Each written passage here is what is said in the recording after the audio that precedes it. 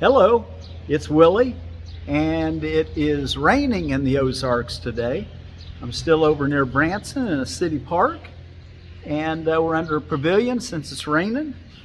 I met a little girl today named Rain, and I was able to give her a gift to my good fortune. Jordan Peterson was saying how much more good we feel when we give. Isn't that true? The Bible says it's more blessed to give than to receive. We're learning that giving and receiving are one in truth now. So today we are not going to look back too much. We are going to take just a moment to look at yesterday's lesson, but today's lesson, 153, kind of a long lesson, so we're just going to hang out there and read it and talk a little bit about it. We won't go back into the text today. And in my defenselessness, my safety lies. In my defenselessness, my safety lies. It's a major, important concept that we want to learn to live by. Yesterday, the power of decision is my own. Did you take your 2 minutes to 5 minute meditations or longer? 5 minutes, and then do your hourly remembrance? Did you tell yourself often yesterday? The power of decision is my own. This day I will accept myself as what my Father's will created me to be. You know, the power of decision. Think how much power we have when we can decide what our fate's going to be. At this point, we may be doing a lot of that deciding unconsciously, and that's why we want to wake up and make conscious choices so that we can bless the world and bless ourselves. Okay? Before we read it, I just wanted to show you a couple things. You can kind of see some Branson building in the background, there's a few trees. But I've got a couple plants here I wanted to show you. This, you all remember, you didn't get to see a flower. I showed it to you a few days earlier, maybe a week or two ago. A bull thistle, kind of a noxious weed around Missouri. Cattle farmers don't like it. Cattle won't eat it, and it tends to be somewhat evasive. I'm trying to get it to stand up here where you can see it well. Remember, it's got those stems and leaves that are pretty prickly. It's got a pretty flower right now. I just wanted to show it to you since it's in bloom right now. I wonder if it'll stay there without flipping over. It looks like it's going. But the one I really wanted to show you today, let's see if we just keep that right there, is this Queen Anne's lace. You know, there's a look-alike, so be careful. This has been used for medicine for years. It's also known as wild carrot. Our domestic carrots evidently are a relative of this, and that's my understanding. And I'm fiddling around with this other one. And anyway, what I wanted to mention to you is how that the Queen Anne's lace is in bloom right now, at least over here around Branson. Hadn't seen any over at my place. It's kind of one reason why it's nice to get out and about and look around. Anyway, many uses for it. Medicinally, you can look them up your own. I'm just kind of showing them to you. Anyway, I make teas out of it. There is a look-alike that you want to be careful with, what I was trying to tell you, and that's poison hemlock. I'll show you a poison hemlock flower coming up so that you can see the difference. This one's nice and tight, a little cone. But just get to know the wild carrot or the Queen Anne's lace really well and make teas out of it. They've been used for years. Now, with these little companions I got laying beside me, can I do my reading, or do I just need to give up on them sitting up here? All right. Lesson 153. In my defenselessness, my safety lies. Did we say everything we needed to about our other yesterdays? The power of decision is my own. This day I will accept myself as what my Father's will created me to be. Can we step into that? We need that in order to do our next lesson. We need that assurance that our Father wills us to be at peace always, and that nothing needs to ever disrupt us. Okay? And that the way we access it is with our defenselessness. But we have to be brave. We're learning bravery. That's something I wanted to share with you all, that, you know, when a when a child reaches about, usually around 12 years old, they have a lot of ceremonies because that's coming to an adult. Some reach it sooner than that. Some I'm afraid don't reach adulthood all this incarnation. But we try to. We hope that everyone recognizes the importance of helping others. I think that's when you realize that you're an individual and you have the choice to be separate from others or join in and be helpful to others. And, anyway, they call that different things in different traditions. But anyway, at some age, we realize that. And what we want to realize is that something that hasn't been taught to us very much, and it needs to be taught now. It needs to be remembered. If you pause and be still, you'd remember it. But in my defenselessness, my safety lies will be today's. But yesterday, again, the power of decision is my own. I get to decide what I'm going to decide. I get to make decisions, and that's powerful. That means we get to make visions. We get to see what we want to see. This day I will accept myself as what my Father's will created me to be. Isn't that what you want? To be like your Creator wanted you to be? And your Father's so loving, He loves His children. All right, okay, so let's go now to 153, and I will read, make a few comments as we go along. You who feel threatened by this changing world, its twists of fortunes and its bitter jests, its brief relationships and all the gifts it merely lends to take away again, attend this lesson well.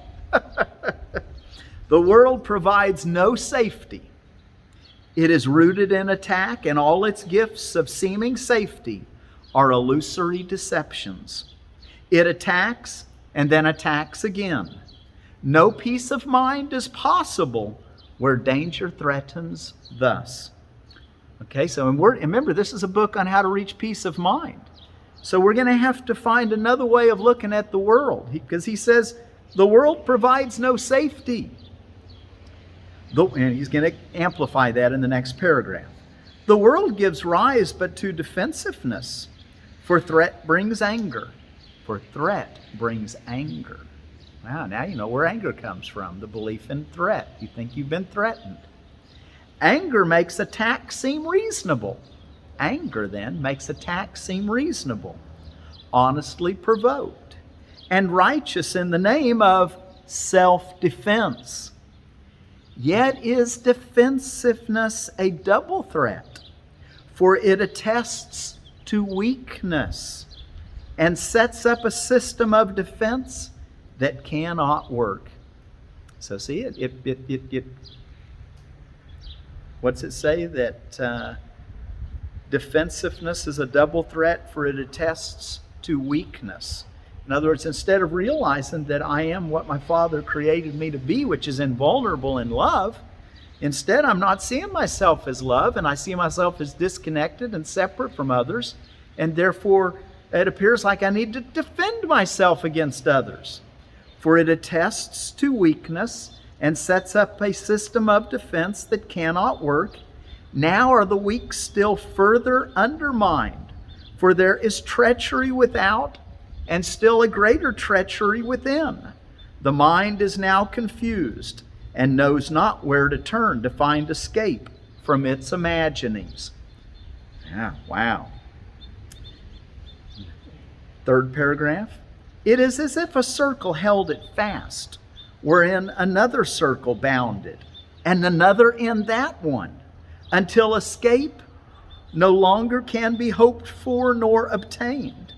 Attack, defense, defense, attack becomes the circles of the hours and the days that bind the mind in heavy bands of steel with iron overlaid, returning but to start again. There seems to be no break nor ending in the ever-tightening grip of imprisonment upon the mind. Remember, we talked just recently in one of our lessons about that we wanted to free our brothers' minds from imprisonment. Well, we want to be good examples of how to free our brothers' minds, and we free ours in the process, which we're going to learn here in just a moment. 4, defenses are the costliest of all the prices which the ego would extract. Whoa, defenses are the costliest of all the prices which the ego would exact. In them lies madness in a form so grim that hope of sanity seems but to be an idle dream beyond the possible. In other words, there's no way we can even imagine ourselves to be at peace. And he calls that insanity. The sense of threat the world encourages is so much deeper and so far beyond the frenzy and intensity of which you can conceive that you have no idea of all the devastation it has wrought. You are its slave. You know not what you do in fear of it. You know not what you do in fear of it. You do not understand how much you have been made to sacrifice, who feel its iron grip upon your heart. We don't even feel how much we've come to sacrifice when we feel its iron grip upon our heart. What's iron grip? This thinking that we need to defend ourselves. Paragraph 5, you do not realize that you do not realize what you have done to sabotage the holy peace of God by your defensiveness. For you behold the Son of God as but a victim to attack by fantasies, by dreams, and by illusions he has made. Yet helpless he is in their presence, needful only of defense by still more fantasies and dreams, by which illusions of his safety comfort him. Wow. So we've made up these illusions, and we think that we're going to be protected from more by other illusions. Defenselessness is strength. It testifies to recognition of the Christ in you. Perhaps you will recall the course maintains that choice is always made between his strength and your own weakness, seen apart from him. Defenselessness can never be attacked because it recognizes strength so great, attack is folly. Or a silly game a tired child might play when he becomes too sleepy to remember what he wants. I had that experience when it was my turn to take care of the kids after Mom went back to the non-physical. And my youngest daughter, Rebecca, was only about a year old, and I couldn't get her to cry, and she was so tired. I could see it in her eyes. I had no idea how to help her in those days. I was just learning. Finally, after a long time of her doing that very thing, too sleepy to remember what she really wanted, I thought, well, I'll give her a bath. Well, that did calm her down, and she finally went to sleep. She loved playing in the water when she was a little kid. Her mom showed me that. That was one thing I knew. So anyway, what I'm trying to get at is that remember how you parents remember times where your children were so tired they didn't know what they really wanted and just kept crying? Well, he's saying that's how we are when he says defenselessness can never be attacked because it recognizes strength so great, attack is folly. Or a silly game a tired child might play when he becomes too sleepy to remember what he wants. Defensiveness is weakness. It proclaims you have denied the Christ and come to fear his Father's anger.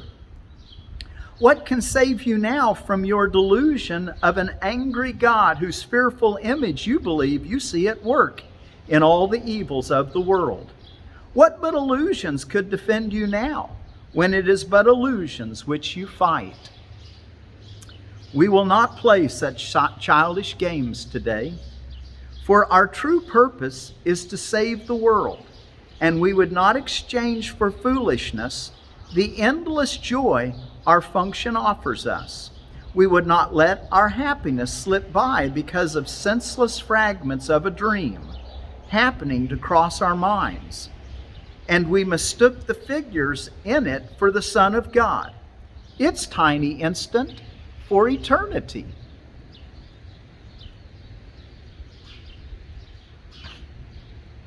We look past dreams today and recognize that we need no defense because we are created unassailable. without all thought or wish or dream in which attack has any meaning. Now we cannot fear, for we have left all fearful thoughts behind. And in defenselessness we stand secure. And in defenselessness we stand secure, serenely certain of our safety now, sure of salvation. Sure we will fulfill our chosen purpose as our ministry extends its holy blessing through the world. Be still a moment, and in silence think how holy is your purpose, how secure your rest, untouchable within its light. Be still a moment, and in silence think how holy is your purpose, how secure your rest, untouchable within its light. We need to learn to be still a lot more, don't we? God's ministers have chosen that the truth be with them. God's ministers have chosen that the truth be with them. Who is holier than they? Who could be sure that his happiness is fully guaranteed? And who could be more mightily protected?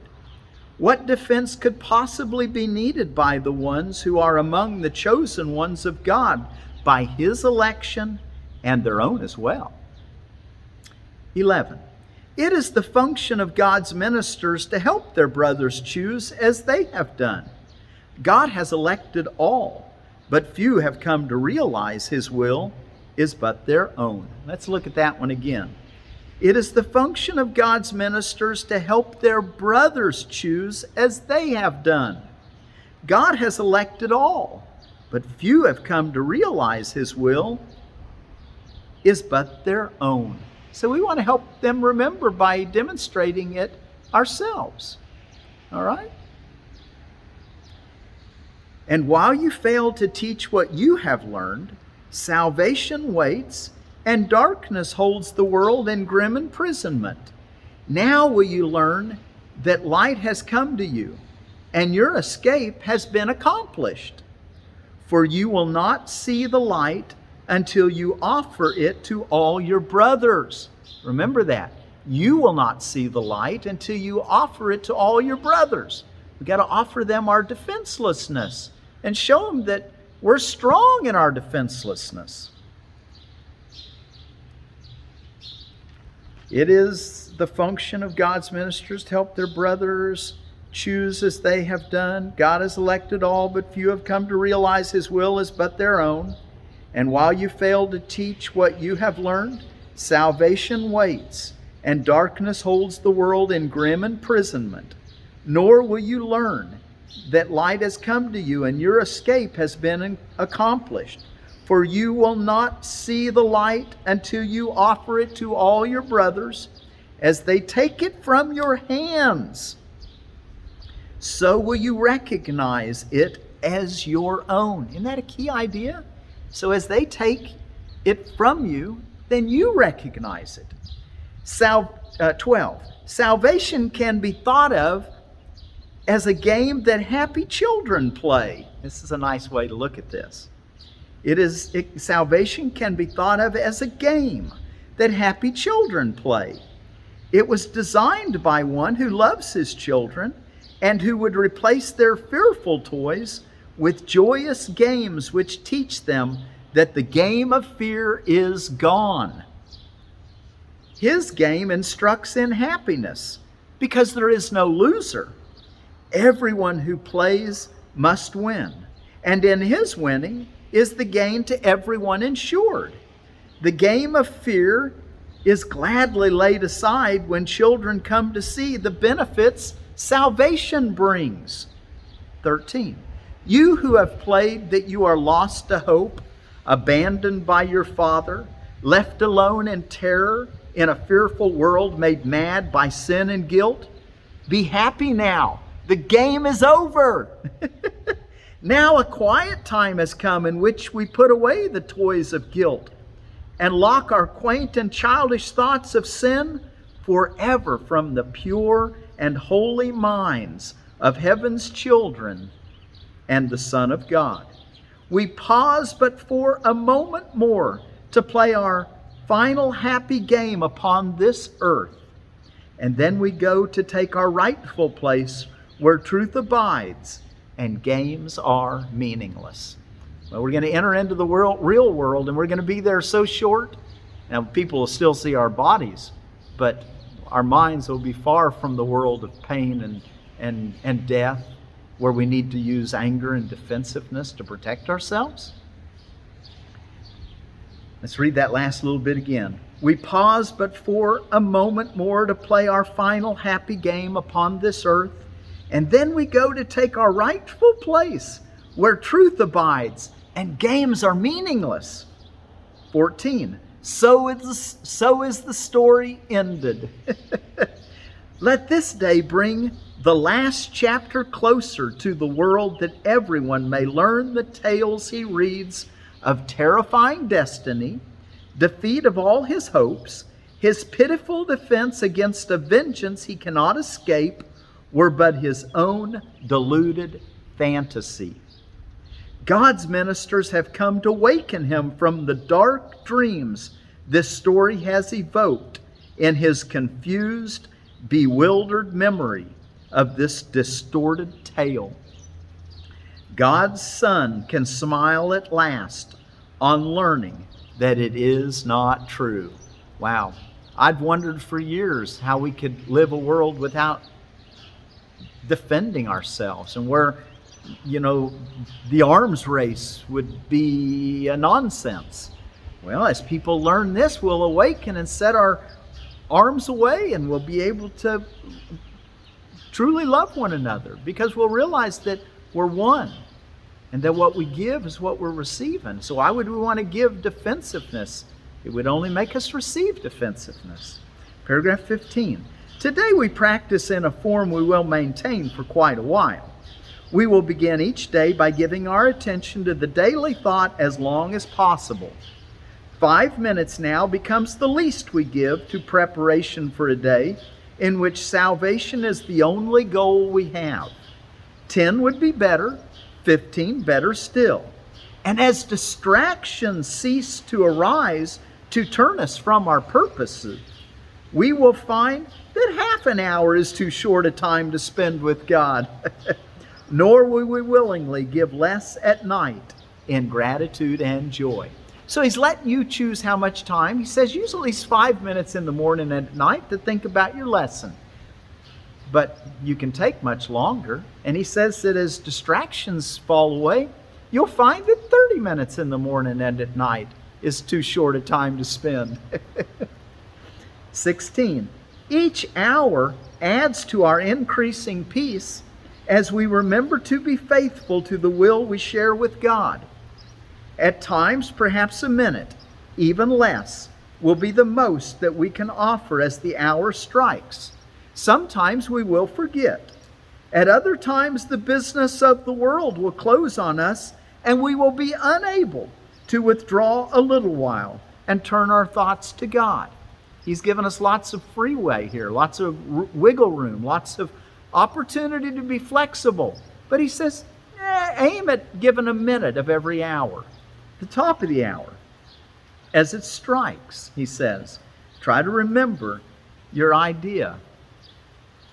17. Yet when we can, we will observe our trust as ministers of God in hourly remembrance of our mission and his love. And we will quietly sit by and wait on him and listen to his voice and learn what he would have us do the hour that is yet to come, while thanking him for all the gifts he gave us in the one gone by. So he wants us throughout the day to pause every hour, aim for the top of the hour, because he likes us to have some structure.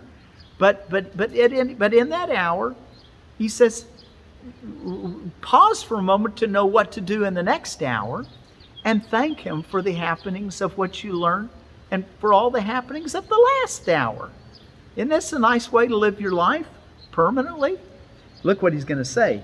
In time, okay? In time, with practice, you will never cease to think of him and hear his loving voice guiding your footsteps in quiet ways where you will walk in true defenselessness.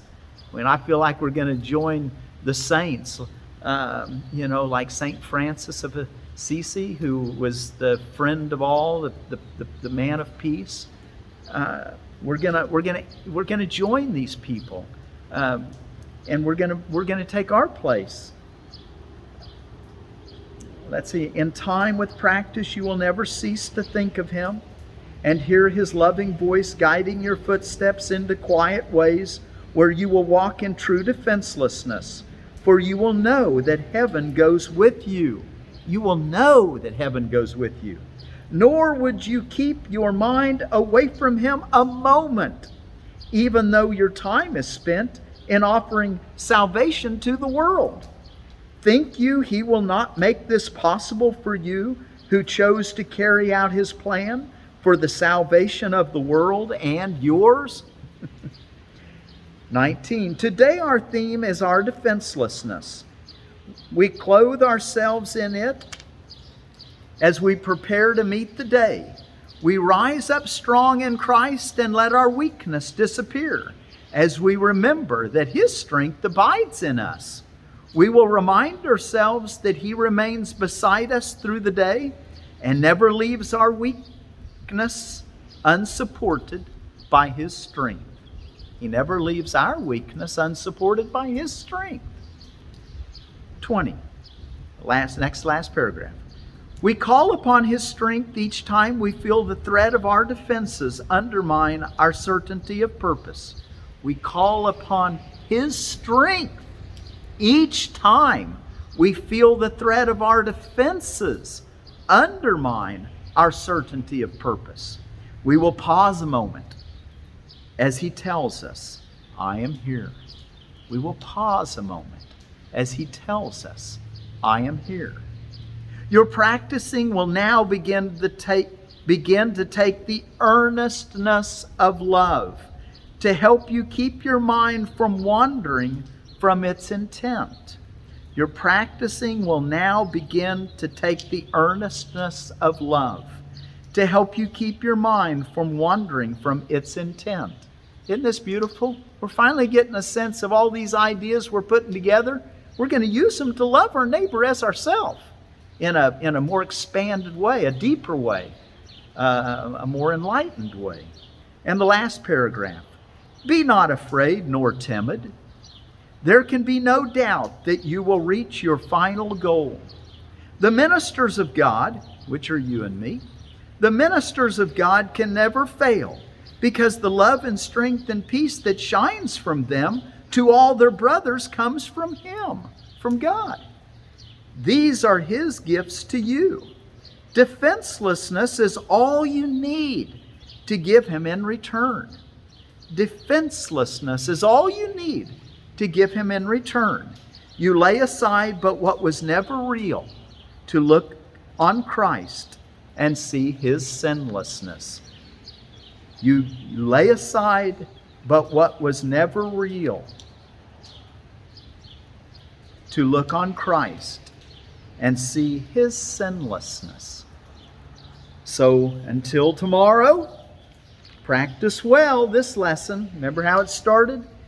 In my defenselessness, my safety lies.